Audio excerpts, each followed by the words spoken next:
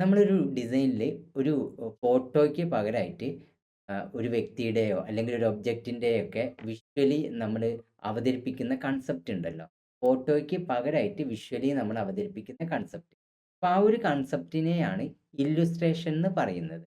ഡ്രോയിങ്ങും ഉണ്ട്, അതുപോലെ തന്നെ വെക്റ്റർ ഷേപ്പുകളും ഉണ്ട്. അതായത് നമ്മൾ സോഫ്റ്റ്വെയർ ഒക്കെ വെച്ച് ചെയ്യുന്നതും ഉണ്ട്, പിന്നെ നമ്മൾ കൈകൊണ്ട് വരച്ചെടുക്കുന്നതും ഉണ്ട്.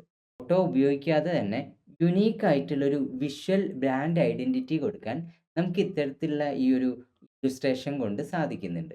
പോസ്റ്റേഴ്സ് ഡിസൈൻ ചെയ്യുന്ന സമയത്ത്, അതുപോലെ തന്നെ വെബ്സൈറ്റ് ചെയ്യുന്ന സമയത്ത്, പിന്നെ നിങ്ങൾ റീൽസ് ഒക്കെ എഡിറ്റ് ചെയ്യുന്ന സമയത്തൊക്കെ ഉണ്ടല്ലോ. അപ്പോൾ അതിലൊക്കെ നിങ്ങൾക്ക് ഈ ഒരു ഇല്ലുസ്ട്രേഷൻസ് ഉപയോഗിക്കാൻ വേണ്ടി പറ്റും. ഇതിൻ്റെ സൈസ്, അതുപോലെ തന്നെ കളറ്, ഷേപ്പ്, സ്റ്റൈല് ഇതിലൊക്കെ നിങ്ങൾക്ക് മാറ്റം വരുത്താൻ പറ്റും. ഇല്ലുസ്ട്രേഷൻസ് യൂസ് ചെയ്യുന്ന സമയത്ത് ആ ഒരു കണ്ടന്റുമായിട്ട് റിലേറ്റഡ് ആയിട്ടുള്ള ആളുകൾക്ക് ഡൈജസ്റ്റബിൾ ആയിട്ടുള്ള ഇല്ലുസ്ട്രേഷൻസ് ആണ് ഉപയോഗിക്കേണ്ടത്. ഇതൊരു വെക്റ്റർ എലമെന്റ് ആയതുകൊണ്ട് ഫാസ്റ്റ് ലോഡിങ്ങും അതുപോലെ തന്നെ നമ്മൾ ഔട്ട് എടുക്കുന്ന സമയത്തെ ഫയൽ സൈസ് കുറവുമായിരിക്കും. വീഡിയോ ഇഷ്ടപ്പെട്ടിട്ടുണ്ട് എന്നാണെങ്കിൽ ലൈക്ക് ചെയ്യുക, ഷെയർ ചെയ്യുക, ഫോളോ ചെയ്ത് സപ്പോർട്ട് ചെയ്യുക.